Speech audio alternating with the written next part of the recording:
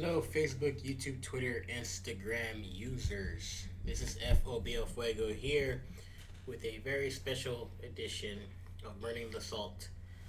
This is, I will dub this the end of 2016 edition. Mm. I am not alone in this podcast. I am joined by someone that I know very well. We fought nearly every single day since we were born. Yeah, no, like for real. Yeah, literally. From day one. From day one. Ladies and gentlemen, may I present to you FOBL JUJU. Thank you for coming over tonight. Hey man, what's up, El Fuego? Doing alright, buddy. Doing alright. So, what we're gonna do, we're gonna talk about a few things as far as Street Fighter 5. Oh, excuse me. Oh, first off, this podcast sponsored by Buc-ee's. Oh yeah, hey, yeah, Buc-ee's came through. They came Yeah. clutch, man. Sleep Gyms, Ruffles, Doritos, Gatorade, Lifesavers gummies. Lifesavers Gummies. Thank you guys. Appreciate it. But what we're going to do is we're going to talk about the impression that Street Fighter 5 has left on the both of us this season and the coming future in 2017 and what's going to be happening with the game. What we like, what we did not like, et cetera, et cetera. But I want to talk about my brother first. Usually, whenever I do a podcast, I like to let the audience know who is joining me. But you've been on, not on my podcast, but you've been in some of my videos already. Yeah. Most recent being the monkey soccer one. Mm-hmm. That was the monkey that got kicked in the face at the end of the second match. Yes, that was pretty hilarious. If I do say so myself. Wasn't even ready. It was funny. But the point is that I want people to know who you are. So, El JUJU. What's up? Who is El JUJU? Yeah. Who is El JUJU? Well, my name's Julian. Been fighting my brother El Fuego since we've been kids. Been his co-pilot for a minute. First major game that I remember picking up was in a fighting sense was Mortal Kombat, and then before then, whenever I was actually on our uncle's like Sega Genesis. So this is going like way back in time. Mm-hmm. So we learned how to do fatalities, and we were introduced to the intricacies of like button combination inputs and stuff like that. Because that was back in the day where you actually had to hold like start as one of the buttons to activate the fatality. Yeah, that was Scorpion. Yeah. Start up. If I remember correctly. I mean, you might have a better memory than I do because I was maybe 3 years younger than you at the time. Yeah, I was. I mean, I'm still 3 years younger than you. Six. But I was like You're 3 or 4. Three turning 4. You're 3 turning 4. Great kids, great memories. And then we would go over to our cousin's house. Oh wait, let's talk about our cousins first. Yeah, our We cousins. They weren't here originally. Yeah, they were not here. They were like total like complete wetbacks. Do you remember how we first met them at our house? Which ones? Tony and Lalo. Tony and Lalo? Killer Sniper and his brother? Yes. Uh, Do you remember? Or was it vaguely? I remember vaguely. I remember meeting Killer Sniper whenever we were kids, and he's 3 years younger than me? Yeah, he was a baby. Yeah. And the first time I hung out with him, I flipped him off, and he told on me. Yep. Yeah, that's our family. But I remember when we first actually, all 4 of us were in the same room, we actually had an understanding of what we enjoyed. Mm-hmm. We were at my grandma's house. We were chilling with grandma. With Nina? Yeah, Wilita Tere. Oh, that's right, yeah. We were chilling with her, and then all of a sudden my dad picks us up like, hey, there's some people in your room. Just don't freak out, okay? But they're using your Nintendo. And we're like, Them fighting words. yeah, we're like, Nah, that's ours. nah. This shit goes in our house. Before that, my brother and I were always against each other. Yeah, like we did not get along. Yeah, this is one of the few times we looked at each other like, no, this is our house. Like nah, like we But can then- set ourselves aside. But we went in there and we saw our cousins, Tony and Lalo. Mhm. and they were playing our Nintendo, but they were playing. What game was it? They were playing. They were playing Super Mario, if I'm not mistaken. Because at the time we didn't know where our Nintendo was. Turned out that Nintendo was given to Tony and Lalo at their house for the meantime because they didn't have anything to play with, and they got us another one we didn't even know. Really? Yeah, I didn't know that. it was a swap. That cheeky bastard. Yeah, but when we saw that, we saw each other. Goes, they're like, "This is your cousins, Tony and Lalo." They were like, "You like to play games?" And they're like, "Yeah." You're like, "What games you got?" Yeah, sure. And then they showed us like Donkey Kong Country. That's the one that you fell in love with. Donkey Kong, yeah, they were from the that one. moment. From that moment on, that was the defining game for RPGs for me. Yeah. Okay. Well, from then I was like, "What else you got?"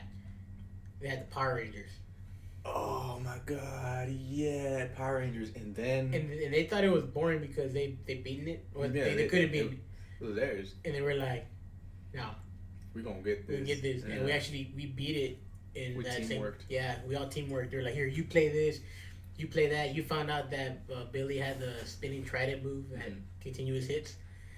And then we got to the last part. We're like, "Oh, we're gonna beat the game!" And then We got our ass whooped. yeah, and then we got beat by the Zords. The funny part was that when we beat the first stage of that sword, when he turned blue, we were like, "Oh, we're gonna kill him! We're gonna slice him with the sword." And then we noticed that he started turning gold.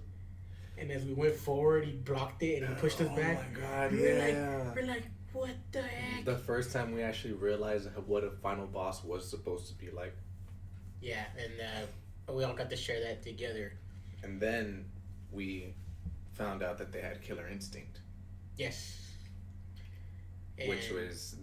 which is Lalo's Killer Snipers, his defining game. That's his defining series. Yeah. We basically planted the seed. Yeah, we all just grew up with each other, beating the crap out of each other.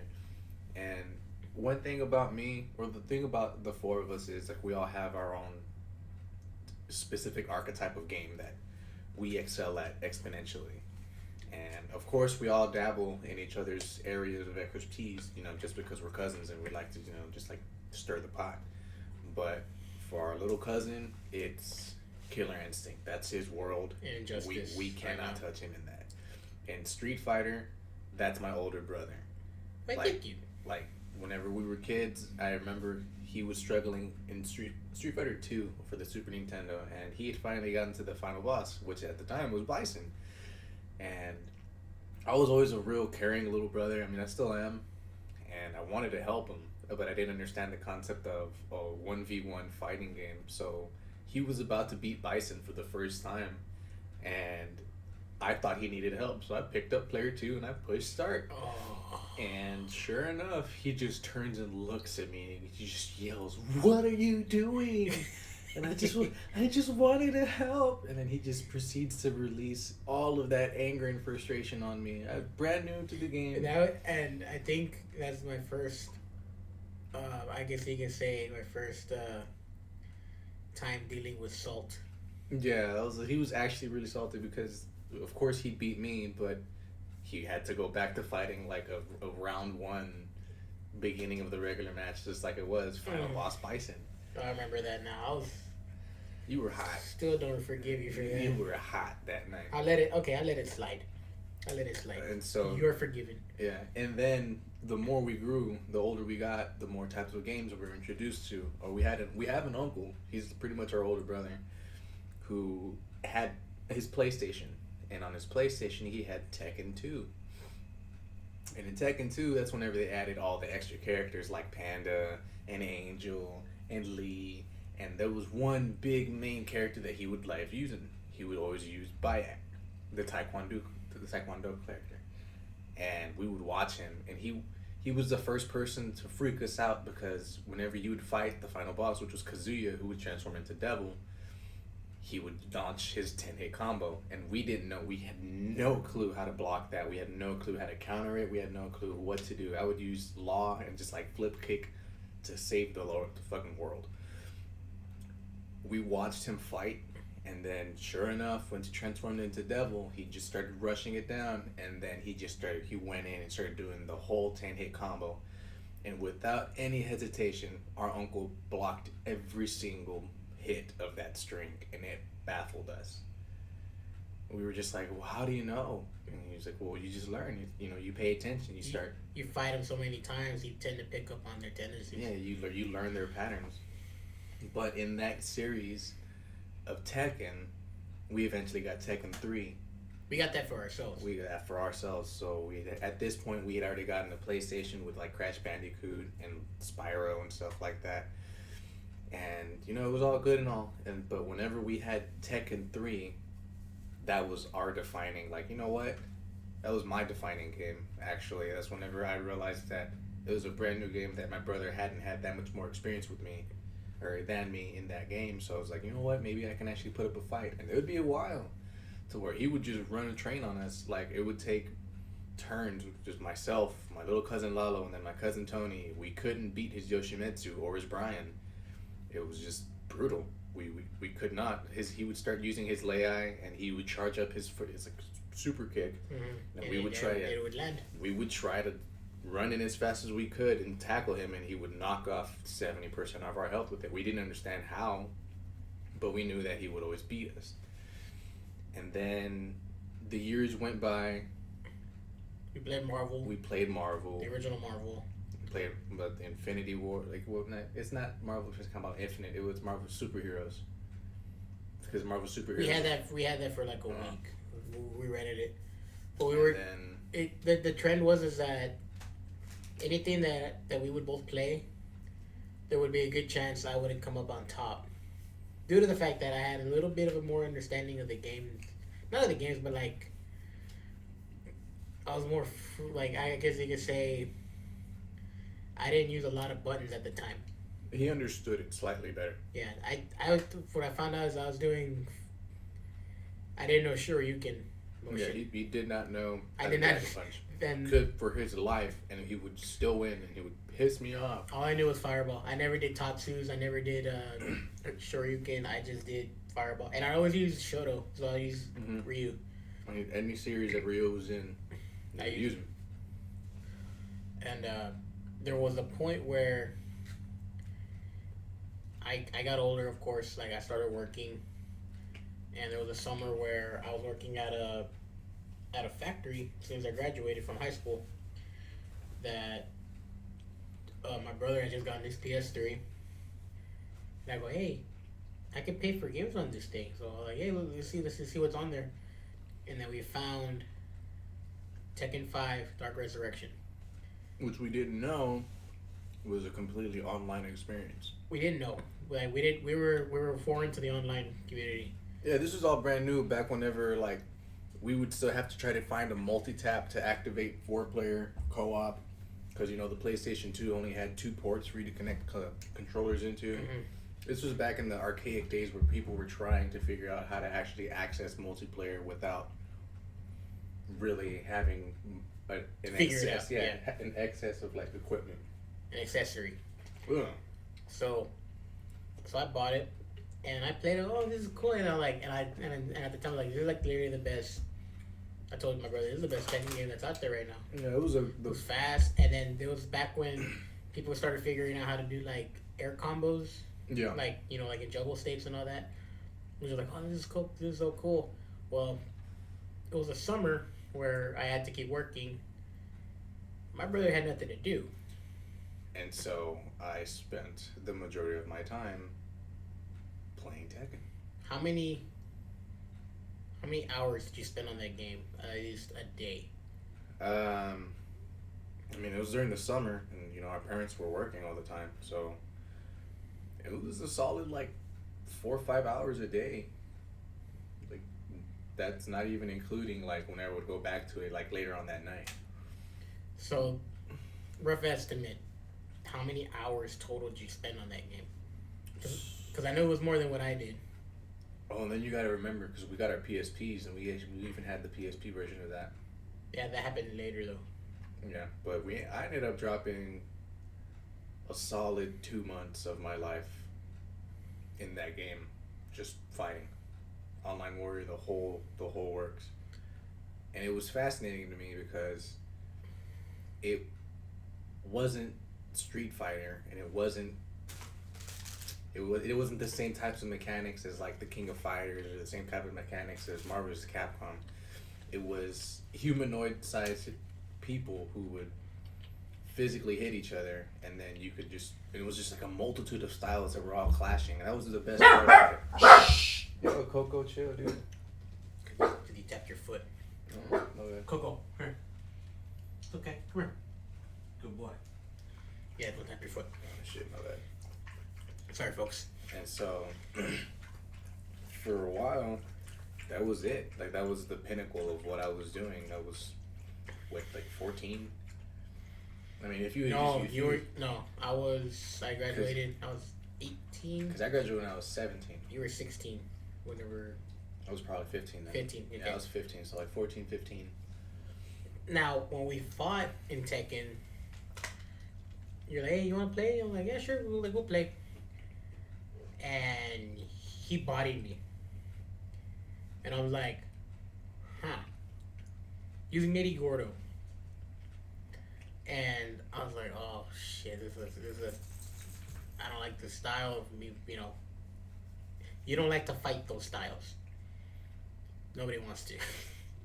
So, I ended up using Lei in a whole different way to where, just to keep up with him. And I'm like, okay, I have to figure out another way to beat him, like, in a different manner. But I did not have the time to dedicate, because anytime I figured out something new, you would beat me in a totally different way. So I'm like, okay. So I remember one thing where I started applying the side grabs, which you hadn't really done. Yeah, I wasn't sidestepping or anything. I just figured out how to actually like rush a character down at any point in any time. Like if there was an opening, I would take it. Yeah, and then that game taught me how to be aggressive. Now, when he went forward, I just sidestepped and then grab, and then it was more damage actually for those grabs. And it looked fancier. It was fancier. So as soon as that happened, he started teching those throws. So I'm like, I gotta figure out another way.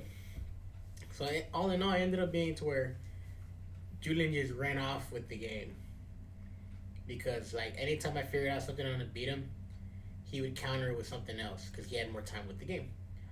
So I was like, okay, and I was like, we're gonna keep it at a tie, because I was honestly losing interest in that game, and I was ready for Street Fighter 4. And the day the game came out, I picked up from GameStop. I put it in, and I remember telling you specifically, I'm playing it first. I bought it. He didn't let me. You told me to stay away from that controller. Do not press start. Don't.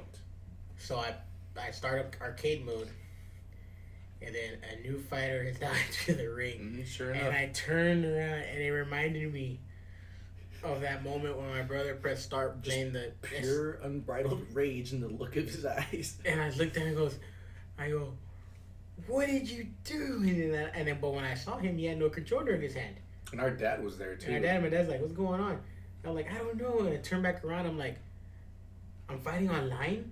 Holy shit. And my brother's like, wait, it automatically puts you in an online match?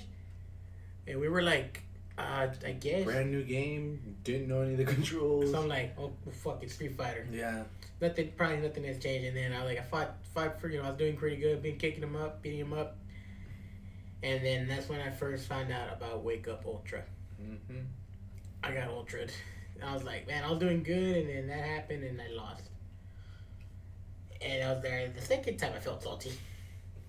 And I'm like, I got my first match ever online in this game.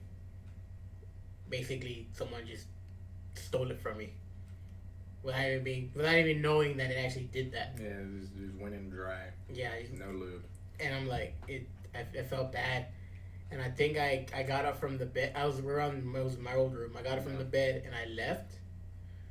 And then you snuck onto the bed and you grabbed the controller. I mean, you left and I was... What did you do? Because I didn't see what you did. At the time whenever it started, I picked it up and I started looking for the types of characters that it had. I mean, this was back whenever it was the original, like... Now, did you turn off the options of the online? I didn't. You did. I did, okay. I did that before I left. Okay. And so that gave me time to actually go ahead and play. And whenever I was little, and, you play Street Fighter, it has an impression on you because it shows you like you go from country to country fighting people in their hometowns or like wherever they want to be at.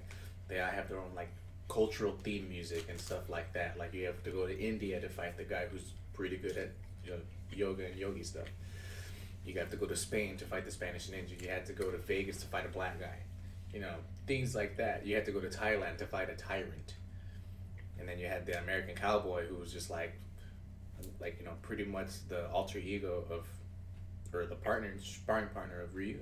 Mm-hmm. And so I started looking in and starting to figure out who would I like to use. But I also saw that there was like, I want to say 8, was it 8 blocked out characters that you had to actually unlock by like specific types of things. I mean, there were 6. Like Sakura was one of them. Akuma was Okay, one there of was them. 8. Yeah. There was console exclusive too. Yeah. There were the console exclusive was Fei Long, because from what I understand, he was not in the Japanese arcade, not until Super. Okay, I can see that. So, him and I think who else was it? I think it was Rose. It was Rose, and then there was Goken. Yeah. We had no clue who Goken was. Yeah. So, you went through each character. Yeah, did the whole let's check it out with everything this, and I remember that this wasn't Tekken. This wasn't like down forward 1 back 2, launch into an air combo. This was precision. There was no air combos. Like you would punch and there was footsies, and then there was grabbing. But when the grabbing it was a 2-dimensional fighting again on a 2-dimensional plane with 3-dimensional models. And so I took the time to take a look back, and I was just like, you know what? Who have I always wanted to learn? And I found Vega, who has been a very prominent person in my fighting career, just because of how he moved. I've always been interested in characters that move in an unorthodox way that the opponent doesn't usually know how to handle. Like in Soul Calibur, I was a big Valdo fan just because He was so funny. he was just literally just like wonky ass looking like clown dude with a spider for like a face and shit, and he could just launch himself halfway across the map and land on you and stab you in the neck. Or he can just like do the wave and then just like automatically just worm out of his way to like avoid a hit. In Tekken, I picked up Eddie because he was constantly moving. The opponent never knew in what direction the next hit was coming from, and I liked that. I liked having people on tilt. What I had not been used to was how my brother, he didn't know the Shoryuken movement. For some reason in my mind, I could not get down Fireball. When he would say quarter circle forward, punch, it didn't click. I had no idea what he was talking about, and so Vega didn't have that option. Vega was So you didn't have to worry about that. I didn't. Vega was a charge character. A charge character like Guile, a charge character like Balrog, a charge character like Bison, like Blanca, DJ. like DJ. And sure enough, once I started actually playing as Vega, I learned how fast he moved across the screen, because his first initial Ultra, because now they had revenge meters and Ultras in this one. That was a big thing that they added, because you can have an individual super, and then you can also have the revenge meter that builds up so you can do your Ultra. His Ultra punishes fireballs because he pretty much becomes Spider-Man and launches across the screen and does the maximum spider. He just calls it With the claw. the Bloody High Claw. Bloody heck claw. And he was pretty notably terrible in the first few builds of the game. Unless you didn't know how to fight him. No, like even, I know it was shitty, but even in the FGC, whenever you ask any of the older players, whenever they were playing, because you would never really see a Vega main, and I didn't know about the VGC or anything, or the FGC or anything. So all I knew was I picked the guy who was a Spanish ninja, and I really enjoyed fighting people, just and I would start I joined the military after that, and of course Super Street Fighter came out, and then Street Fighter 2012, and then Street Fighter Arcade Edition, and then all those iterations of the whole game. And now you had told me something interesting while you were in the military. Yeah. You found out that none of your shipmates knew how to play any Street Fighter game, or actually learned how you played it. They did there's some people that dabbled with it, right? Yeah, of course. Some people were just like, yeah, I play Street Fighter with my cousin sometimes, and they're the kind of people that like mash DP or just like try to do a Hadouken, but like they just constantly jump in, fierce kick, and then sweep. Yeah. Not the type of people that actually give thought to what kind of attack plan they're going to be having. And I had met this one dude. His name was Stephen Wright, black guy. It was cool as shit. He would use, I think he would either use Rose or he would use DJ. And sure enough, he ended up having to switch to Fei Long because whenever he was fighting me, he would get mad that I would space him out. Zoning. Yeah, I'd zone the shit out of him with Vega. Like he honestly couldn't get near me.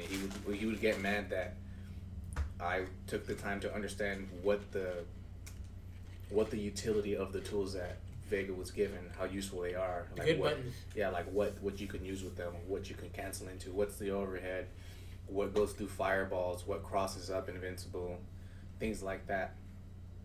And I would just outfit him. And then it got to the point to where, I was never really on a stable internet connection because, living on the ship, it's pretty much damn near impossible unless you actually have a room. Mm-hmm. And so I'd always play offline, and then whenever you're offline, all you have to do is like time to train. There's this other guy that he walked up. His name was Smitty Rock, big old black dude. I love that guy. It's cool as shit. He had overheard that I knew how to play video games because I was watching them play Tekken 6, and then I walked into the room and I was like, "Hey, you guys mind if I give it a shot?" Like, yeah, man, yeah, go ahead, man. You gonna get your ass whooped, but sure, man, go ahead. You sit your pretty ass down. We're just gonna run this shit. Okay, cool. I bodied them all, and they would start. Hey, man, this motherfucker actually knows combos. I didn't know that was not a thing. I thought that all kids played fighting games. I thought that all kids, had a sibling to fight against and make them better. And when Smitty heard that I knew how to play Street Fighter, he asked what games I knew how to play, and I was like, I play Street Fighter and I play Tekken. He's like, oh, you play Street Fighter, huh? So you want to put money on those games? And I was like, sure. And he's like, how much you want to put on there? I was like, I don't know. He's like, $5 a game. Okay, that sounds good. So I'm like, okay, I'm just gonna play this guy for money. I've never done this before, but your first money match. Yeah, I was like, all right, let's do this. He picks Blanca. Oh shit! And sure enough, Blanca balls across the screen and like lightning, and he was getting pretty good pressure. And he took like the first 2 matches, and I was like, so what is this? First to 3, first to 5? What's happening? He's like, nah, man, just let me know whenever you feel like paying me. All right? Okay. And sure enough, once I'd figured out what his tendencies were and what he liked doing and like where he felt safe and where he would start jumping, I started catching him off guard. I started interrupting him. I started blocking. I actually started, I was going to say crash counter, but that didn't exist at the time. You counter him. I would land a focus attack and then right into ultra. I ended up coming back with a 7-game streak. And I was like, jokingly, because I was having fun. I was just really glad I had somebody to play against that was pretty decent at the game. And I was just like, so that's $25 with the 10 that I owe you, right? Because, $5 a game.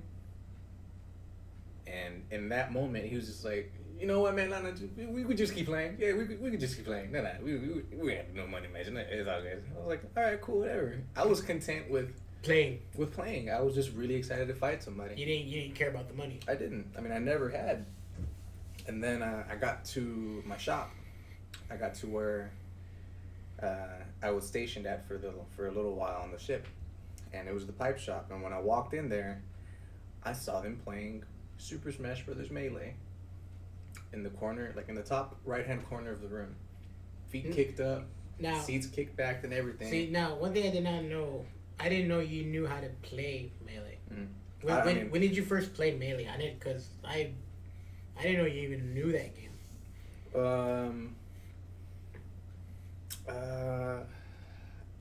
I didn't really know how to play Melee. No, but you played it though. But at that time I never played it at all. Because I played Super Smash Brothers, and then on the occasional, it was in high school. They were actually like doing like video game tournaments, and I didn't know like the whole thing. I thought it was just like just guys getting together, and then I picked Kirby, and I got bodied. So I was like, okay, whatever. And so I go into the shop, and there's this Dominican kid. His name is Richie. His name is Richardson, but we're gonna call him Richie. Now Richie liked using Pinkachu's, because he's Dominican, mind you. Wait, Pikachu? No, Pinkachu's. That's my boy Pinkachu's. So he was from New York. And automatically from New York, he's got that New York swag, that New York volume, that New York, man, get the fuck out of my face with this shit. What the fuck is this? Man, what the fuck? So I was like, okay. And he's just like, yo, man, who the fuck is this guy? And I was like, you want to fucking find out? Let me pick up the sticks. And he's just like, whoa. I give him the motherfucking sticks, man. Sure enough, he bodied me. Picked Kirby. So I was like, you know what? Who else can I use? Who else am I decent with? And so I picked Peach. Did you wait? I'm sorry. Before you go further, did you ever do the whole suck them up and then fall off the stage? Yeah. With them in. Oh yeah. I love doing that shit. It would piss him off. I did that to one of the boys' friends. We were playing Smash 4 and I did that. They got so mad at me. Oh, dude. And he's like, you can still float up. Yeah, and he tells me, you don't even play this game. You only play Street Fighter. How could you do that? I'm like, I don't know, man, but I don't know. So he bodies you. You pick up Peach. Pick up Peach, and I'm good. You're good, bro. And I start trying a little more. I start evolving. And the thing about Richie is when there's the whole New York accent, it's just like any kid that's playing a video game and he knows he's winning. He gets excited. He starts talking shit. And of course, when you start talking shit, he was like saying, you about to take the elevator, which was Pikachu's up smash. Mm-hmm. So he was like, "You about to take your ass all the way up," and so he tried to up smash you constantly off of the whole like map. So he'll do it without setups. He'll just do it. Yeah, he was a decent player. Okay. He was pretty good. And so, sure enough, I would pick Peach, and then she floats. She floats for days, and the melee build of Peach is the strongest Peach has ever been in any of her fighting games. Her attacks, her smashes, her buttons, everything. Her range. It's just phenomenal. And so people knew Richie ran the GameCube. And so we started playing, and sure enough, we start going, and we would always do 4 stock. So we start going, I start pulling up turnips. He tries to quick attack back on. I'd snipe him down, and then he didn't have a second jump. He'd already popped it. So he'd fall off. And then you just silently heard it in the back. Some of my coworkers like, "Hey, yo, Richie, stop talking shit." I picked up the sticks, and I'd made this loudmouth shut up, and I made him focus. I'd made him take it seriously. I made him put effort into trying to win. He realized at that time that this wasn't going to be an easy victory.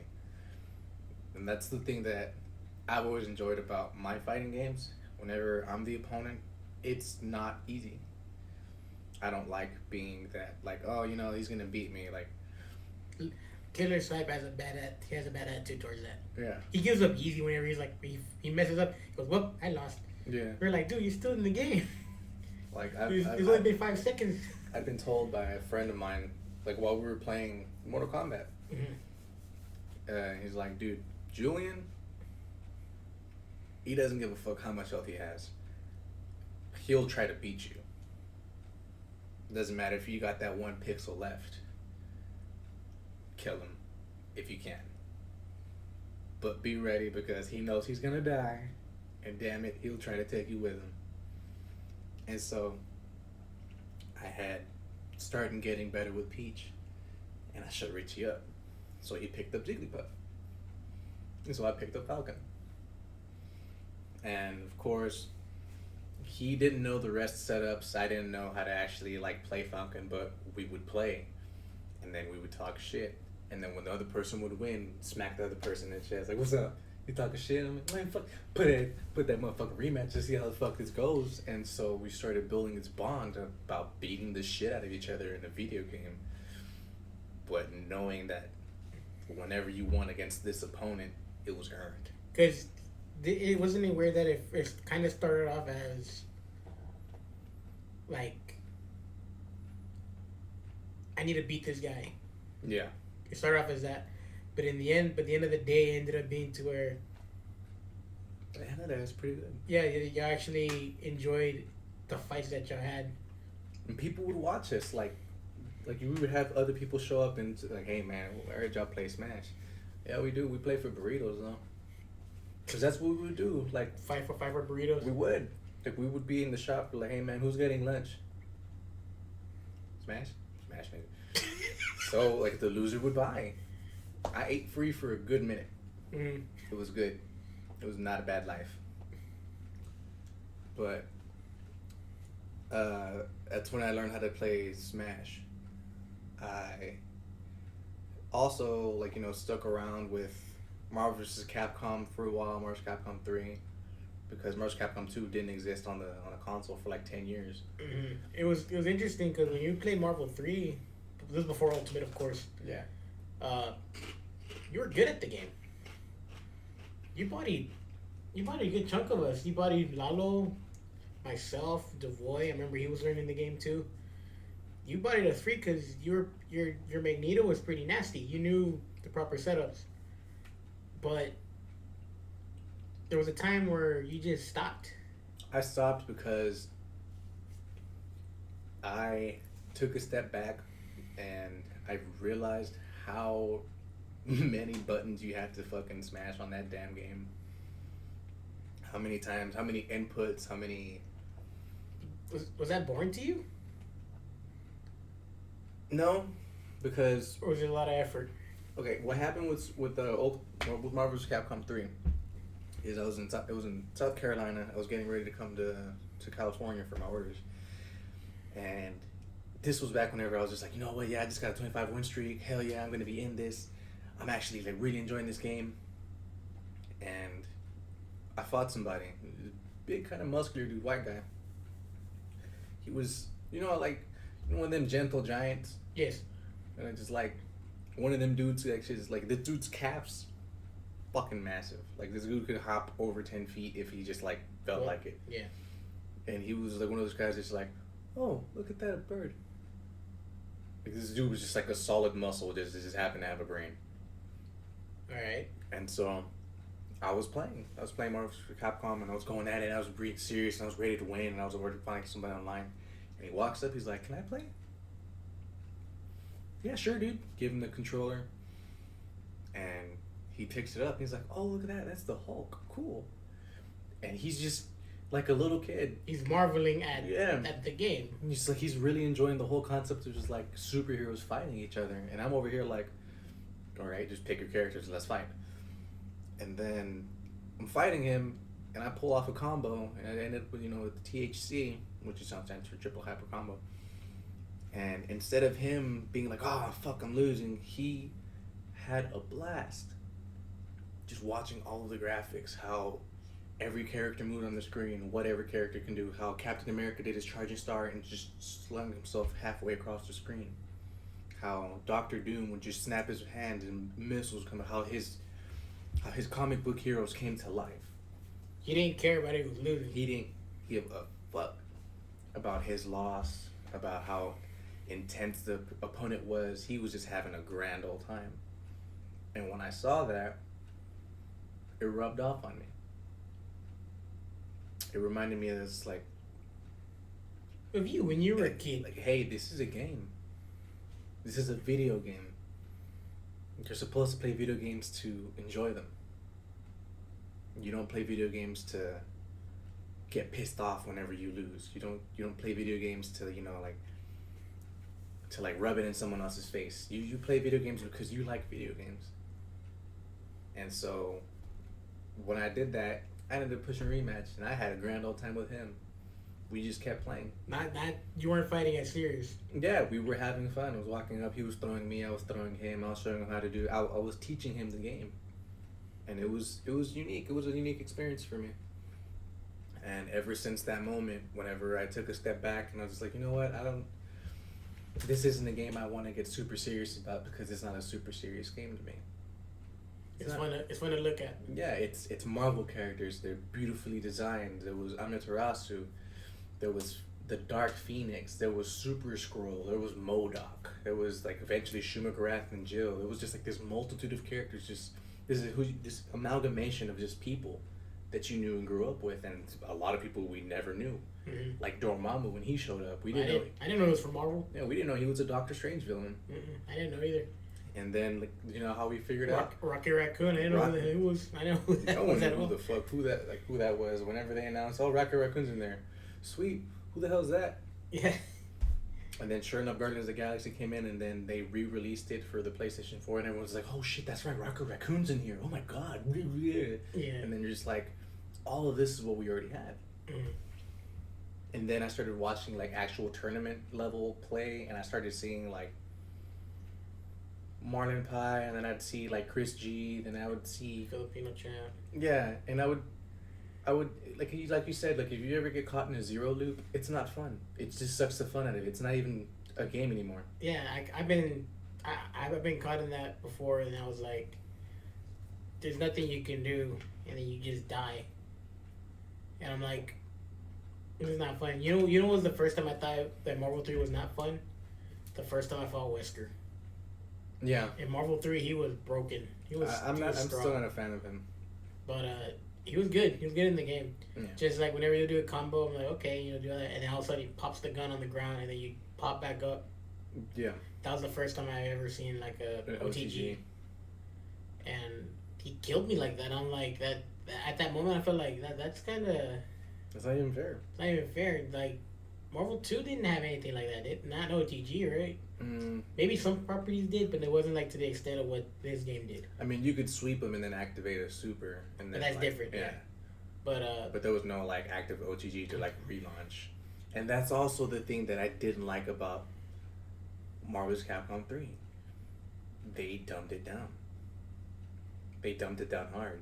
Mm-hmm. It wasn't the whole light punch, light kick, medium punch, medium kick, heavy punch, heavy kick.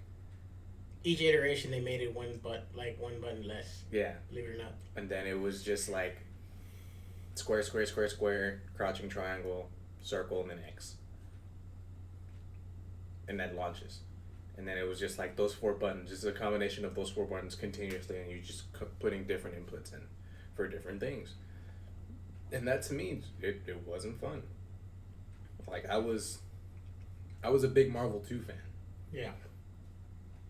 You would see you would watch whenever I would just have fun with the game. Yeah, you're using characters nobody else used. I was being Gambit. I was being Charlie. I was being the Silver Samurai, Cyclops. I was sometimes Thanos. Not even really. Yeah, yet people send you messages about your team hey, you fight different. And I remember fondly that you used to have matches recorded. If we could, I think they're at Mom's house. If we could find the matches, I could probably upload them. They're literally, they're relics now, as far as because we still have the game, but we have old footage of the game of you playing and those characters. The thing that I always enjoyed from that series was whenever something was happening. That's also the biggest thing about fighting games that just appeals to me. It's a giant mental game of chess. Okay, so you mentioned that you would watch the competitive players. When were you exposed to the competitive players? I was exposed to the competitive side of gaming. Because I remember we both watched at the same time the Daigo Parry. But we were both. It wasn't live, It wasn't live, but it was we, footage. we saw the footage that someone uploaded it. You know, it was crazy. It was crazy, but at the time we didn't understand what game it was. We didn't know. I didn't know there was a Street Fighter 3. Yeah. We didn't know because our arcade shut down like in 2000, so we didn't really get a chance to play the game. Air Mall kind of sucks, dick. Yeah, but I remember that we were both kind of exposed to it, and I kind of like saying it was like I wish I knew how cool it was, but I do not understand what's going on in the game. I just knew that the crowd erupted and he did something that was akin to a miracle. So from then on out, I kind of like continued working. Mm. You went to the military. You kind of just you didn't compete, did you? You just basically I was always spectating. you were spectating. I enjoy observing much more than I enjoy partaking. Or at the time I did, because there was never anybody around to play video games with. Right. You grew up your entire life and you have a buddy to play with or a brother to play with, and just beat the shit out of each other, and then just you don't, and it's just like, oh shit, this sucks. So I started investing myself in like Silent Hill games and like Dark Souls, and then Dark Souls came in. Other than like the Final Fantasies that I indulged myself in growing up, and that's whenever it happened. But my first real taste of the fighting game community, like a real one, was in Marvel 3, and it was, I want to say 2011, that I was watching Marlin Pie, and I was also watching Filipino Champ, and I was watching Chris G. And of course Justin Wong, he was doing his thing, and then Combo Fiend with his Spencer, the comeback Fiend, and then it was just this huge just like array of people who had their teams, but they also had their unique abilities with their teams. They just made it work. They expressed. Yeah, that they brought the characters to life in their own manner. Like Chris G, I honest to goodness hated how he played, but I respected it because he found a way to make his whole thing work. So did Filipino Champ. I loved watching his Dormammu work. His Dormammu is fucking sick nasty to me. He made me pick him up. But watching him, I would always get mad because he would have Dark Phoenix. I was like, why would you? And Dark Phoenix was his anchor at all times, and he would honestly like. But he came up with tech with Dark Phoenix. Yeah, and he would, and of course that's when they introduced X Factor and everything like that. So he changed up the entire gameplay of everything. So that's whenever you can activate infinites just because you're an X Factor. But just the whole concept of them bringing their teams to life and doing it well. That's what brought me into the fighting game community. And then, what was it? It was my biggest moment for Street Fighter 4 was whenever Super Street Fighter 4 came out. Because in Super they introduced Dudley, and it was Marn as Dudley going up against Daigo as Ryu, and it was the last match of the set, and Marn had just finished getting his half of his Ultra Bar, and Ryu shoots a Hadouken, and sure enough he ultra straight through it, and he ends up taking him out. And the whole crowd erupted, and it reminded me of whenever Daigo did that to Justin, and the whole room just exploded in sound.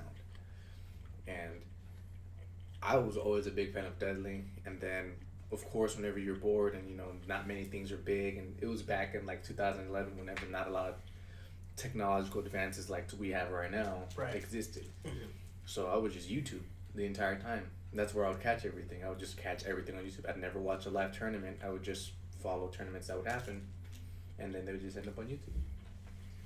And then I saw a really good Dudley who started off with the name of Smug.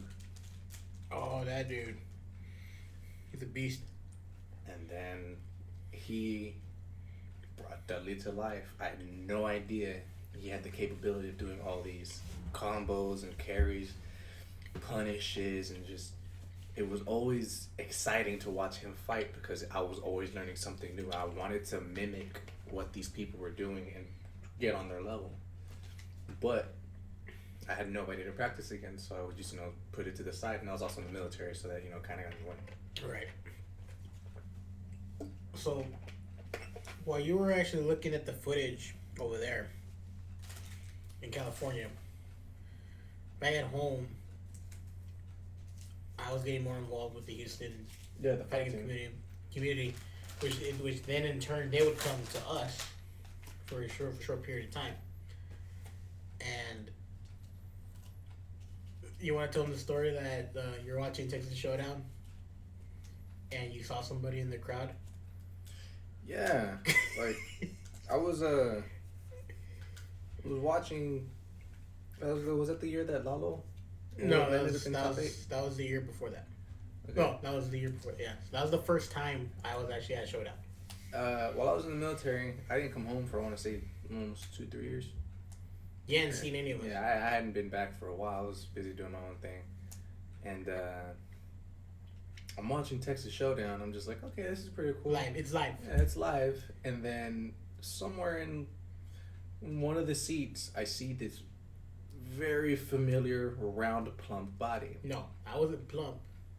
I lost weight. You were wearing a jacket. No, I wasn't. Well, you were fat to me. And I hear him talk, and I see him yell, and I see him getting excited, and it clicks that I'm watching my older brother from South Carolina while he's in Texas repping our state. And I was like, ain't this some shit? And I mean, I was baffled. I didn't think, or I didn't know that my brother was doing this. I thought he was busy, like, doing his own thing, just staying at work, and then turns out he loved the game just much as, if not more than I did. And I mean, it felt good to see that. You messaged me. Yeah. I messaged you on messaged, Facebook. you messaged or you sent me a comment. I'm not sure what it was, and my phone started going off, and I think I know the video is out there on YouTube. You gotta find it. It's a Marvel match. I remember it was Donkey. I think it was that one, but I think if we find the whole thing, I think Alex Valle actually has the whole clip, the whole thing. But you could see me, my facial expression changed because I'm over here cheering, and then I do this face where I'm like, The fuck? yeah, the fuck, and then I pull out my phone in my pants, and as the two players were waiting, the match just happened. One guy's thinking about what he's gonna do and all that. They're having a coaching moment. You see me in the background looking at my phone, and then I look at the camera and I wave. And they're like, "Hey, is that you?" The message was that you on the stream? I see you there." Yeah. And then I look up and I look at the camera, and by the time you couldn't see if you were on screen, we actually couldn't tell. Yeah. So when you told me that, I was like, I'm looking at which camera, and I go and I wave at it, and I get a message back, yeah, that's you. I'm just like, this son of a bitch is actually waving at me. I was like, this is cool as fuck. Hey, did you tell some of your Yeah, shipmates? I told my friends, I was like, my brother's at a tournament right now. He's actually like, he's like at video game tournaments right now. He's like, they have those? I was like, yeah. And people play for money, and they're just like, what do you mean? These are just video games. And that was their mentality. Like, it's just video games. I'm just like, no, it's not. It's not just video games. It turns out, when I noticed that this wasn't just video games, that this was an actual way of life. Like people put pride into this. Like, this is some people's livelihood. Mm-hmm. And I was just like, it's some cool shit seeing your older brother on stream, not expecting to see him whenever you're nowhere near him, like you're halfway across the country. Mm-hmm. So it was real cool. It was a real humbling experience. It felt good to me too. I was like, man. And at the time I was losing weight, I told him, how do I look? You're like, you're still fat to me, buddy. Nah, fuck you then. You're a fat bitch. But yeah, like I got more involved when we were gone. I mean, you had nothing else to do. I was like on your boat. Like you at least found other people to play. Over here, I didn't know who to play, and online wasn't really cutting it for me anymore. Dude, I mean, there's nothing really fun about losing matches in a game you like playing by yourself. So we all know the FOB started from there. You know, Yeah. that's a story for another time. But so up until now, what have you been playing competitive wise? And I think this should actually segue into our next topic. How was Street Fighter Five to you? Um. How did you deal with all the nonsense, and what did you do to mix up the bag which was Street Fighter Five? Okay. So the only game I am playing competitively right now, and like it's only because like I do it in my free time when I feel like it, is Street Fighter Five. Normally I spend most of my time playing RPGs, and I've been delving intensely into the Soul series, waiting for that to finish because the next DLC is going to complete the entire story, and Final Fantasy 15, Which you recently got. which I recently got, Not even a full week now. but I've been waiting almost a decade for that damn thing to come out because Final Fantasy is my baby. How did Street Fighter Five treat you?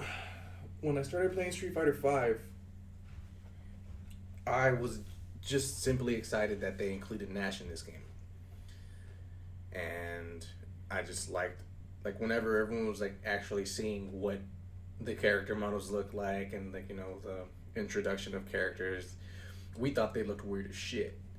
We didn't like the new designs. We didn't like how people looked. Zangief was weird as shit, and now he just gets really red and sweaty. I like that. And I mean, you could see like Cammy's camel toe whenever she jumped onto the screen the first time. So it was just like a great thing. Mm-hmm. And when they introduced Nash, I was excited because you know I've been playing Nash for a good section of my life, a good portion of how long I've been playing fighting games. Whenever he's available, like in Marvel Superheroes, it was Nash and Storm. In Alpha, yeah, what was it? Alpha? Street Fighter Alpha? He was in there. He was in Alpha. That's one game I never really got to play. Yeah, and we never played it either. We just got to play it that one time that we were at Angel's place. Oh man! But We're like, he was another charge character, so I would Yeah. start using him. In Marvel vs. Capcom 2, they had Nash. Nash was a cool, fun dude. I'd play him in Marvel vs. Capcom 1 only because he was Shadow and he was the coolest looking assist. yeah. His moonsault kicks just like fucking were the coolest things to me. Yeah. For fun fact though, his assist is shitty. Oh yeah, no, it's terrible. It's terrible. It's fucking But terrible, but it looks cool. But we didn't know. Yeah, we didn't know any better. We didn't care. It looked cool. Yeah. And so, like, when I found out he was in there, I was like, oh, this is pretty sweet. And then Vega was in there, and it was like, okay, this is cool. But they changed up Vega completely. They made him no longer be any sort of charge. He was now... Rushdown. He was a rushdown command character. He even had a command throw, 2 different stances. And so, for a while, I had to take a break from him to actually break myself from the Street Fighter 4, like, down-back mentality that I used to have. Because that no longer was relevant. Yeah, it sucked. And so I picked up Nash, and then I learned some of his combos. Well, I didn't really learn his combos, I just learned most of his basic things. The way I was paying attention to infiltration was how I mimicked most of his movements. Like, I didn't know how to combo into or what to combo after a crush counter. Because, you know, they would just spin and I would just like dash up and grab. I didn't know what else to do. Yeah. I would watch infiltration, crush counter, and then light moonsault kick into that, or EX moonsault kick into that, and then like light crouching punch into something else. And you're like, and I was whoa. like, so that's what you can do with him? And then I started learning his V skill. Mind you, the first time I played that game, it was against Lalo. It was against Killer Sniper 48. And he had the day 1 digital edition, and he picked up Lara. So, because he picked it up day 1, when did you pick it up? 2 days later after that. Well, that's right. You only played the beta whenever I had it. And so I hadn't really had any experience with the game. He picked Lara, a brand new character, and he crushed me. He crushed my spirit. Now, when it comes to fighting games, and my little cousin and I, we are neck and neck. In Tekken, and in Street Fighter, in Soul Calibur, not in Injustice, because he plays that more than I do. I was actually neck and neck with him. But in those, we're always dancing around each other with violence. Mm-hmm. We always mean to hurt each other, but we just know each other's rhythm so well. Even in Mortal Kombat, that we always know how to do each other. Well, whenever it comes to playing with him, I always talk shit just because I'm his older cousin. Y'all talk shit to each Yeah, other. we talk shit to each other. I need to record y'all when y'all fight each other. Because it's fun. It's funny. It's hilarious banter. And of course I was just like, nah man, fuck that, I'm gonna figure this shit out. And he was like, okay, cool. And then he switched to Karen. And then he fucked me up. Ended up being maybe 6 wins to his 48. Oh man. It was a demolishing feeling that he gave me. Like, he tore me down to the point to where I wasn't even talking shit. I couldn't. There's nothing I could say that I got my ass whooped by him. And that lit a fire. And I was like, you know what? Fuck that, I'm gonna figure this fucking game out. I wanna learn how to play this game. I'm gonna be good at this. So I picked up Nash again. And I started, paying attention to what he had, the tools he enjoyed using. And what I didn't know about using Nash, and it wasn't until you had told me and I went to go fight your friends at U of H, was that I'm aggressive. Yeah, I've always known that. To me, it's just like, it's second nature. Yeah, it's natural. Yeah, it's just like second nature to you that you were that kind of a rushdown player against other characters. Because in a game where, I will admit, it's a little bit more footsie, but for some reason doesn't reward you when you try to punish it, you were one of the few to actually pressure to the point to where people panicked. And I didn't know that. And you didn't know that. And the only reason why it did not get me as much. You just grew up with it. I grew up with it. I know how to deal with it. Yeah, you still give me time, like kind of from time to time. But I know it's like, okay, he got me in the corner. He's gonna be hitting me with buttons. I ain't got no good buttons right here. So I literally gotta weather the storm. Tech throws as much as I can, and then all of a sudden I find an opening and get my way out of there. Where you fought my friends at U of H, they didn't know how to deal with that. I didn't know it was something to do with. So to me, it was just like, okay, cool, I'm gonna pick this up and fight him. Cause I remember also too, whenever after you lost to Lalo, you came straight to me. Yeah. You came straight to me and you asked me, hey man, I fought Lalo. I got my ass whooped. And I'm like, how? I got fucked up. Man, but like, let's give a little backstory towards like when the game first dropped. I had the beta. You first played it. You didn't do so hot. You didn't know anything of the characters. So you basically started from the bottom. And then every time that you try to fight your way back up, because I would win my matches, and then I would win, whenever we had our matches, I would win, not convincingly, but I would win my matches against you. But when you fought Lalo, you lost convincingly. Definitively, yeah. And then I asked you, what do you think you're doing wrong? Like, what do you think that could possibly be the problem that is not allowing you to progress the way that you want to? There has to be something, because this was the first time I actually saw him, and I say him as my brother, be flustered. Because in a sense, you were going through a little bit of a character crisis. Yeah, like my main was no longer what I was used to. Right. So you had to adapt to a totally different new play style, and you knew it was going to be a long, hard journey ahead to even be at least able to use a character. In that manner. Yeah. And I said, well, let's put in grind. And the beatings would continue. I don't know. I got my ass whooped, but it would be less. Mm-hmm. we would have, first to tens, first to, fives. But it would always be like last round, last set, last hit. No. But I would barely edge it out. Scrambling. Chipping. But the point was that you weren't losing you the weren't, way that I was losing. Exactly. You were losing definitively to where you haven't fought Lalo since then. Mm-mm. He put the game down. He put the game down. Ironically, he put it down after I fought him. Because you put him down. Yes, I put him down. And he's like, yeah, I don't want to play this game no more. Because he was excited for Jury, because Jury was one of his mains in Street Fighter 4. And they made her shitty in this. She's not shitty, but she's they made technical. They made her bad in this. She's really technical. And the damage potential that she could have had wasn't there. And even in this coming up season, which we're going to jump into that in a little bit, they didn't do a very good job with her either. But I remember when I fought Lalo, I mean, you fell asleep. Yeah. You were tired that day. But then you woke up and you saw that Lalo was actually like, cause he wanted to start talking shit to me from the beginning, but then I didn't let him.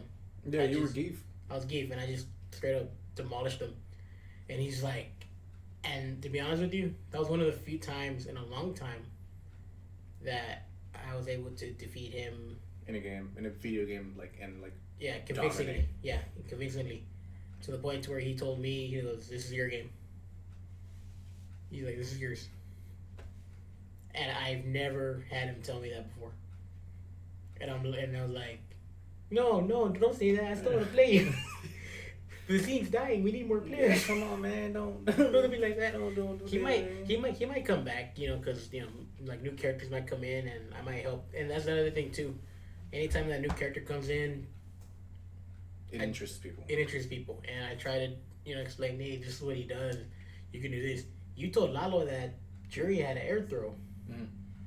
And he didn't know that. And air throw is badass. Yeah, she steps on you and then just drills her fucking heel into your sternum and then drives you into the ground. Yeah, I'm like, this is pretty cool. And so with this game, I've literally seen you from literally get your face stomped in from the ground repeatedly to the point that you reached the rank that I could not reach. Or I've yet to reach yet. You reach Super Gold. No, I reached Ultra. You reach Ultra Gold? No, I don't believe I hadn't seen it.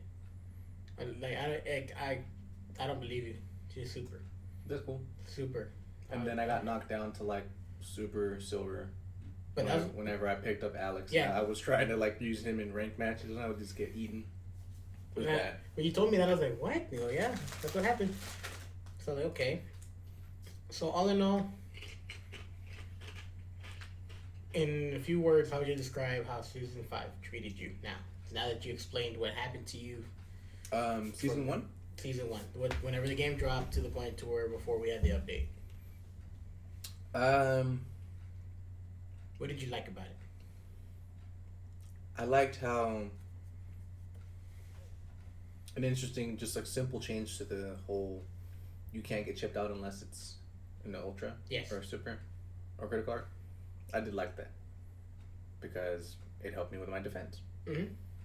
I do like the way I play my Nash is you described it once is you last a while and you last long enough for the opponent to fuck up and you capitalize on it. And so that's what I did enjoy about it is the whole you can't get chipped out.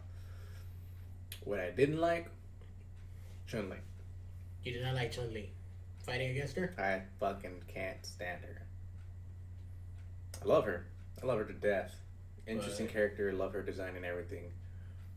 But everything about her pokes, her anti-air light kick, all that shit, made me want to rip my damn hair out. Her instant air legs, couldn't challenge it.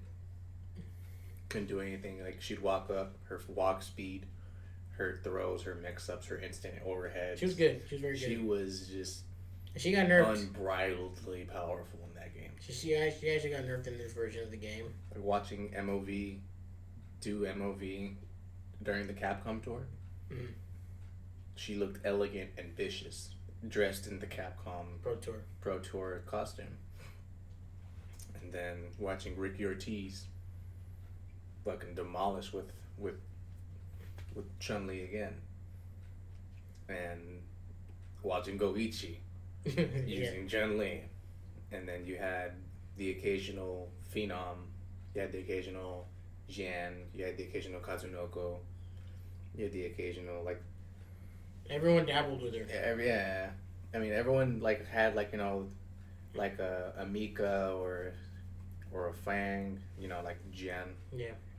Or a Cammy that they used, but there was, like, a dominant 3 to 4 Chun-Li's. She was the most common face in the top 8. Still didn't win, But she would always be there. but she was there. Daigo has trouble with Chun-Li. Mm-hmm. Daigo has trouble with Guile. But Yeah. Guile, with this buffs that he got, He's like Yeah. in more trouble. he is. Alright, so now that you said your grievances on season 1, what are you looking forward in season 2? Are you gonna go to any events this year, or are you gonna plan on doing something different with this game? Have you considered like spectating in person? Yeah.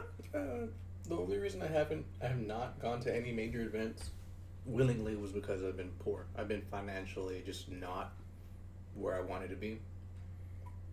I've been busy with school. I was busy with the military. Yeah, I've been doing drugs. Been getting drunk. So yeah, a lot of things got in the way of, like, you know, me actively participating in stuff like that. Yeah. Been having raging. Anyway, I do plan on seeing the availability that I want to have this year. I mean, I do plan on also having a job and providing income to actually get my shit stable and, you know, get my stuff in line. But I would actually really, really, really enjoy, you know, just in being surrounded by my people, like being part of the community that I know I'm part of. You're just not there that often. Yeah, I don't get the chance. I seldomly get the chance to go, and when I do get the chance, I fuck up and I say no. Mm-hmm. Like, I had the opportunity to go to Texas Showdown. You even had a free pass for me. Yeah, I had a But he didn't tell me that he had a free pass. He just walked up and he's like, "Hey man, did you notice anything different about me?" I'm just like, "Dude, I'm at work." Oh, okay. And so you walked off without telling me that you had a pass for me at Texas Showdown. And I was just like, okay. And then turns out you had the best time of your life. You fucking had casuals with essentially some of the gods of the games. Yeah, that were there.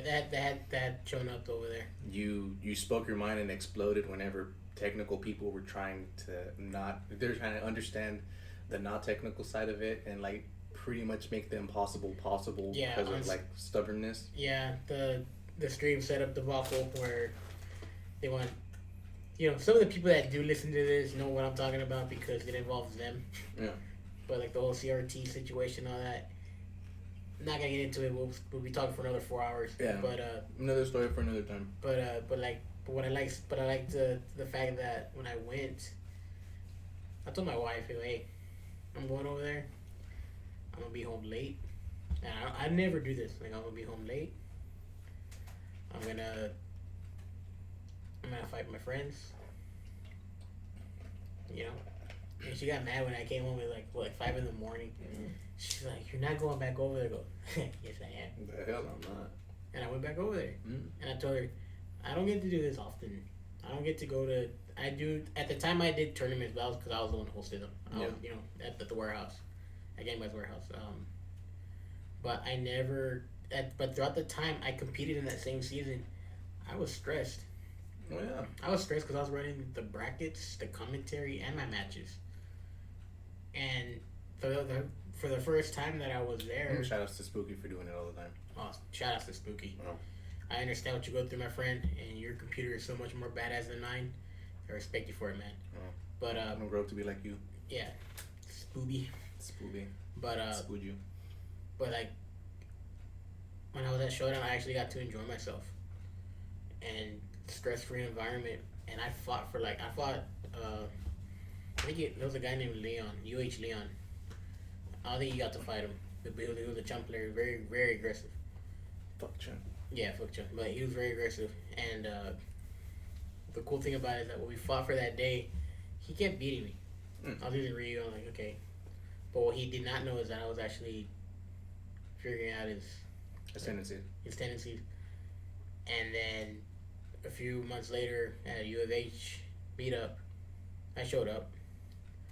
That's Street Fighter Five. I've been doing my practicing, and I was using Geef, and he was using Chun, and I just bodied the fuck out of him. And he gets mad. Like he does a point to where he's like whenever he would lose by like a little bit. Like he'll put his hands on his head and I put my hand on his shoulder and go, dude.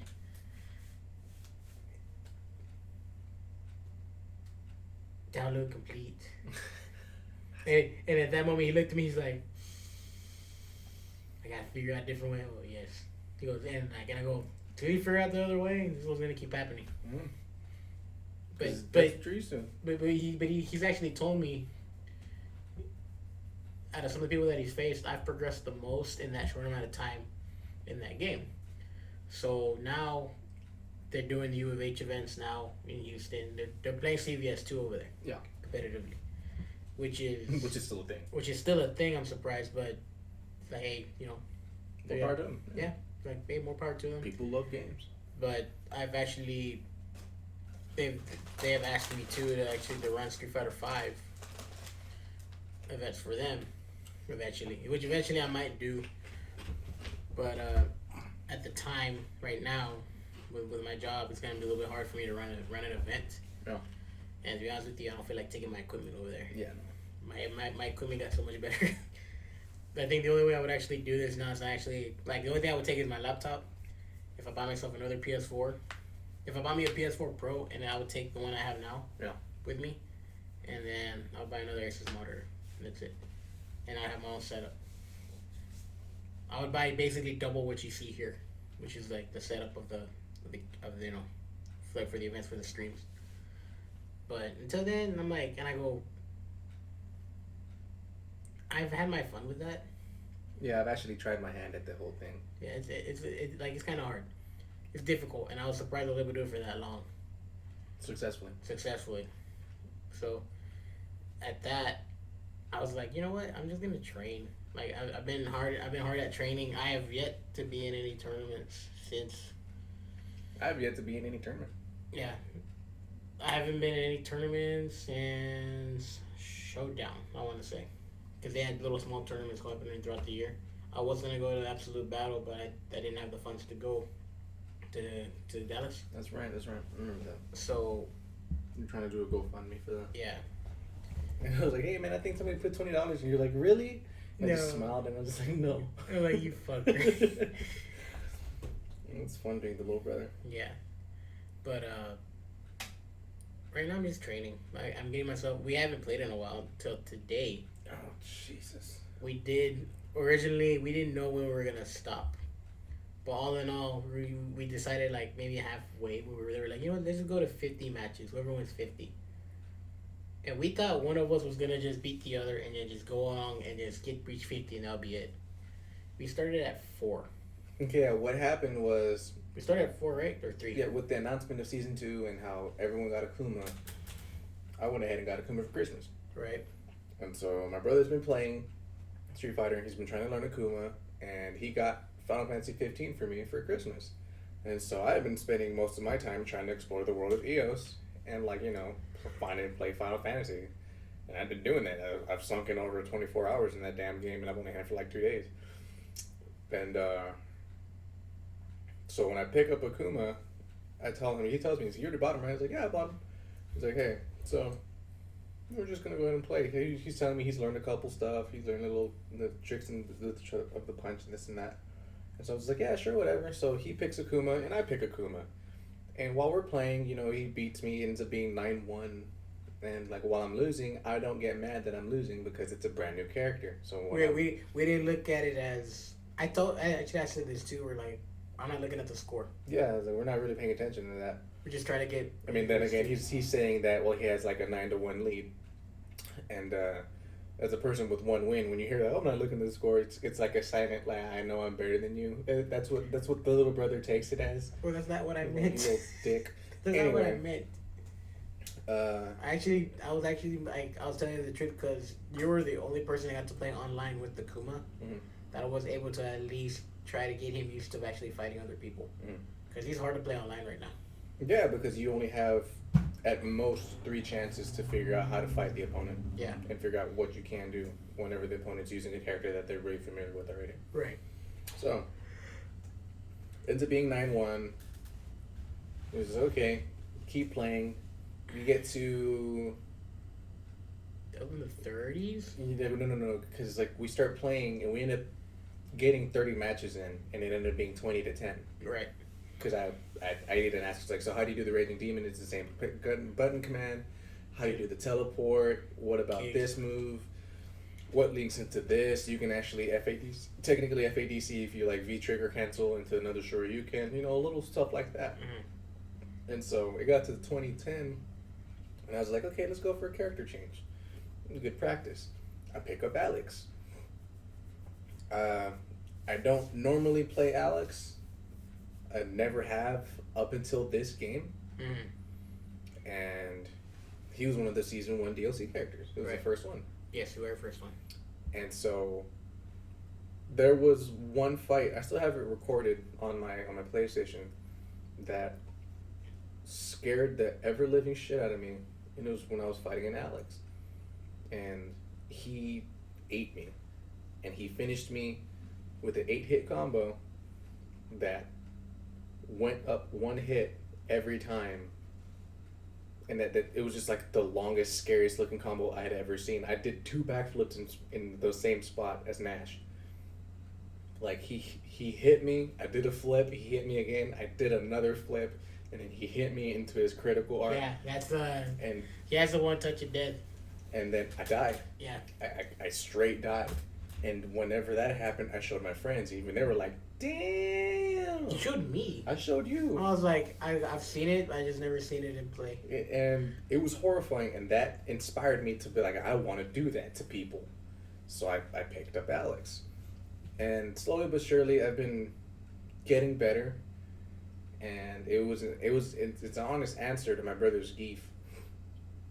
Because, I need a grappler with the actual, like, V-State character. But we started going, started having it. I ended up getting 2 perfects, and I took the lead. Right. And then You switched to Vega. I switched over to Vega. And I still stuck with Akuma. Yeah, and he's still stuck with the Kuma. And then it ended up being 42 to 36. I didn't break the 40s yet. Yeah, it was 42 to I was 36. I was 38. Yeah, 38. And so I'm At just... that moment, you're like, do I just go to 50? Yeah, I was like, why don't we just do 50? He was like, okay, cool. And so we switch, go to character select, and he picks his Geef, and I pick my Nash. Now, this is season 2 Nash. With even Infiltration, who was notably his biggest, fan of season 1 because he... Was so good. Yeah, he just ate everybody. He was Infiltration with Nash. Didn't you win Evo with Nash? Yeah, last year. This year. Last year was Street Fighter 4. Oh, I'm thinking about the Capcom Pro Tour because that was Kazunoko. No, like at Evo. Yeah, he won Evo. Because he beat Fudo, I think. Yeah, so it was a Mika Nash. It was a Mika Nash match, and so this was after Nash had gotten severely nerfed. I want to say severely because he was my main. He was my active main for a good long run, and so this is me trying to adapt with a character that it's a new character in a new game. Coco's asleep. Coco's asleep. And so, what I didn't know was that Geef was one of the characters who got buffed. And he was already just like a solid slab of meat, and now he just added more veins to himself. Now, I knew the changes that was done to Geef, but I never put him into play. Yeah, they were never implemented. Yeah, I never implemented. And you would win a few. Yeah, I would take mine. You would take yours, and then all of a sudden, I would start winning. Yeah, the blender came in. Yeah, the blender came in, and then it was. I noticed that towards the end of it, like we have actually uploaded just now Mhm. the last 50 minutes of the first to 50. So if you want to look at it, I put the link in the description. But in the moments, I wish I would have just recorded the entire thing, but it would have been too long. Yeah, really but, long. But I wish I would have had the mic on at least. That way, we would have heard what you were saying. Because you were livid. You were. I wasn't mad. I was frustrated only You were because livid. of. Livid's frustrated. I was no. Yeah, well, yeah. The thing that got me was Nash versus Geef was free. In Nash's favor. If done properly. yeah. If you could zone them out, it was great. What ended up happening? What hurt Nash? What hurt Nash was a shrink in hitboxes, a decrease in his dashes, a decrease in distance traveled on his bazooka knee, and more opportunities to get punished. He did get a new target combo. He does have more plus on his back medium. And, he has a couple more options when it comes to combos. But his absorption for the fireball, it's been decreased for his V-trigger build. It has been increased when it becomes a physical tag, so you do rip up way more. So that's why you were doing that as a poke? Yeah. Okay. Because that's also one of his longest reaching normals. Yeah. Well, not a normal, but it's like this is its longest reaching And attack. like almost a normal attack. Yeah. And it's pretty fast too. Was it slower in any way, or was it just like the meter gain? No, that was just affected. The meter gain. Because I know you're doing it more often than you would. Yeah, because now he pulls away more. Instead of having to do it 8 times to build up a meter, you can only do it maybe like 4, 5 to 6, depending on how many times you get hit or how many times you hit with it. And it still does decent damage. It's a hit. And if you counter, you can link into it if you're really like looking for it. Mm-hmm. So, one thing that a little brother never really loses is He's cool. his fear of his older brother. Which hasn't really been there for a while. Yeah. You saw it last time we played whenever I was Alex and you were Geef. And I just walked you And down. you just walked me down into the corner and you saw me almost have a panic attack. And I'm over here like, what the hell's wrong with you? And I'm over here like, oh God.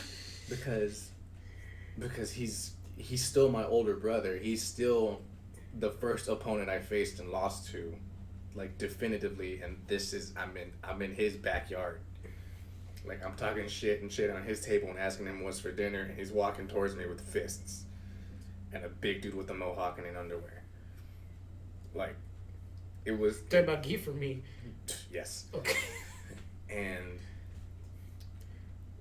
We won't spoil the ending.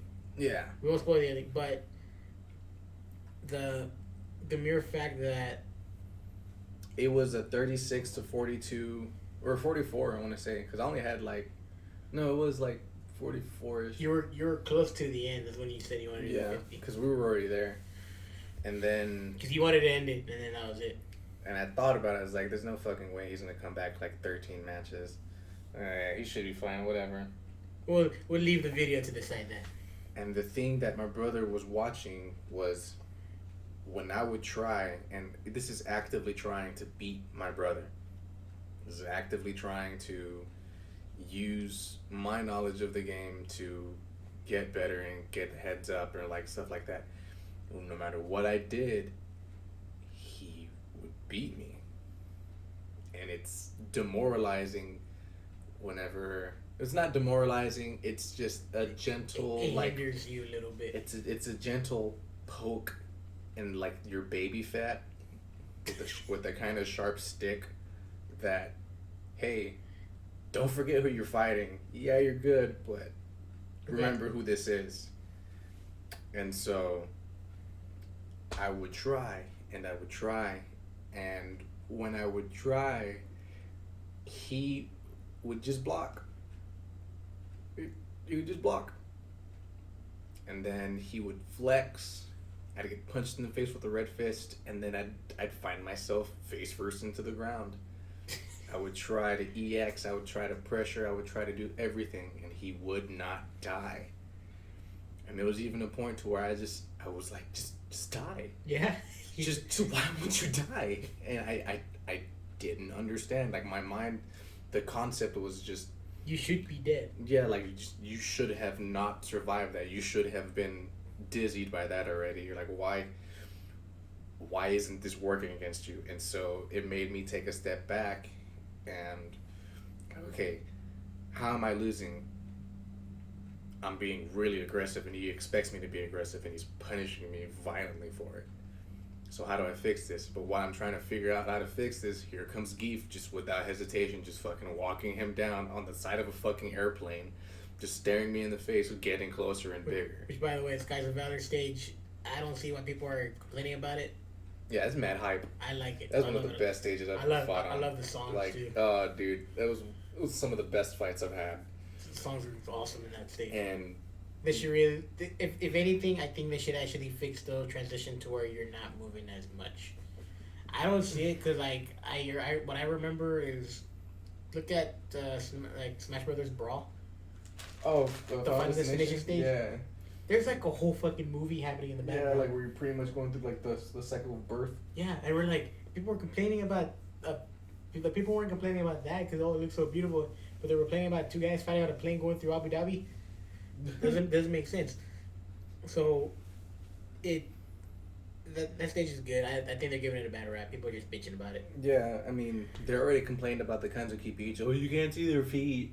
Okay, cool. Now you're on a plane. Oh, well, I get vertigo. We'll stop being anyway. Could be a little bitch. Yeah, but that's just. It's a good stage. I'll play on that stage if I chose to. Bruh, like we would fight on that stage all day. Yeah, we did fight We on did. that stage. Dude, it was a solid 4 hours. And it was 4 hours, guys. It was almost 4 hours of us Just fighting.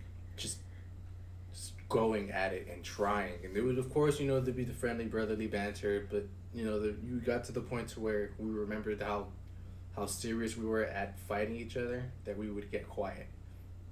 And then after the match, you hear that sigh, or like, oh my god, or we're shaking our head side to side, or like, man, this shouldn't have happened. yeah, like I didn't mean to win like that.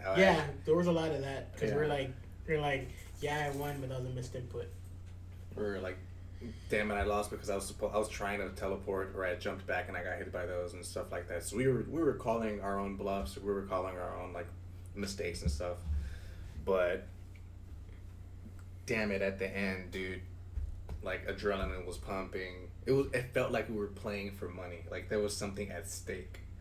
But but I kept winning. But spoiler alert, we get to the very end, okay? Yeah. But each time I would win, I was legitimately not trying to like be like a dick to you. That wasn't the case. that's what was getting me. He's like, and that's the thing. He's calm and he's focused, and I'm over here. He's Trying to figure out how to make my now nerfed character work. And I'm over here looking at him. Are you okay? He's like, don't fucking touch me. I'm like, dude, if you want to take a break, we can. He goes, no, Fuck that. no, let's play. I'm like, Fuck that. Okay. And he would lose again. He's like, oh, I'm like, okay, let's keep going. But then it was, but the whole point wasn't the fact that we made it to 50. The fact that we're like, we looked at it in hindsight now, we had 99 matches. That was 99 fucking matches voluntarily. Yeah. No money match. No money match. Just a good old fashioned just.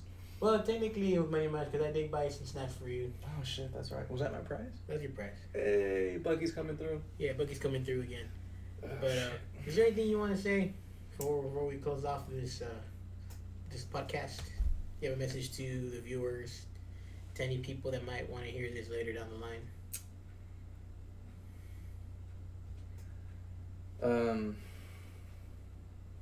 I mean, no. I mean, I'll probably think of something to say right now. I like playing fighting games because they teach me how to lose. I like playing fighting games because it teaches you how to win.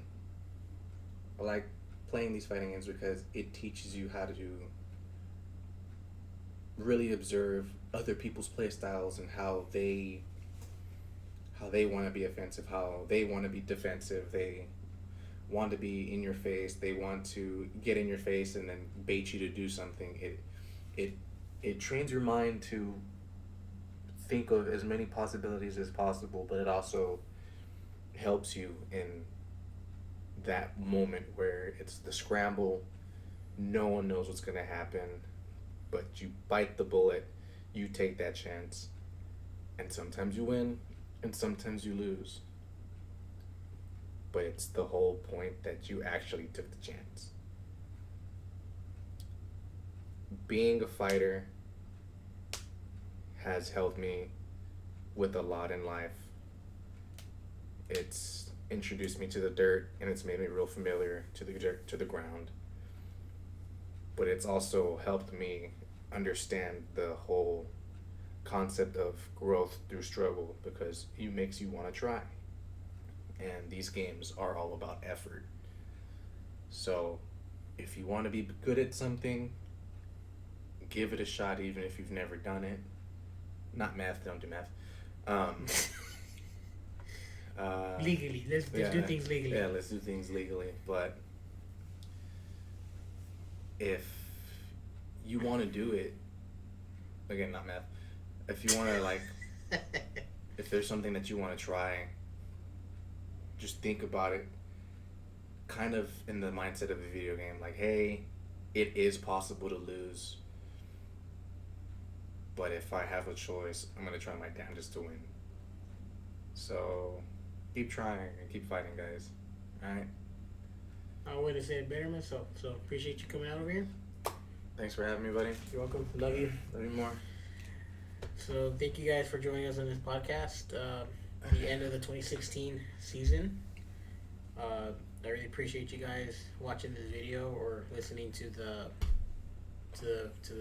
podcast on SoundCloud, which I might upload. If not, it'll just be on YouTube.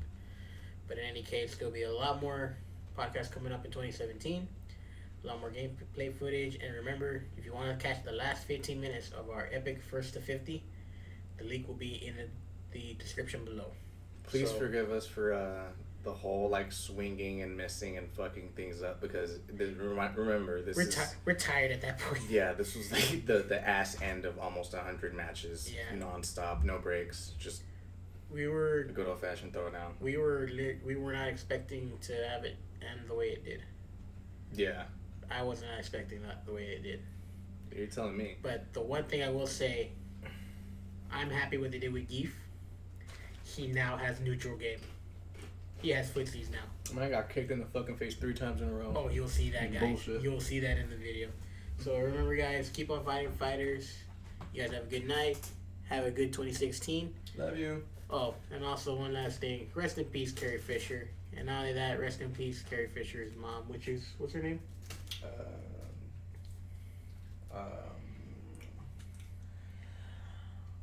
We're looking that up.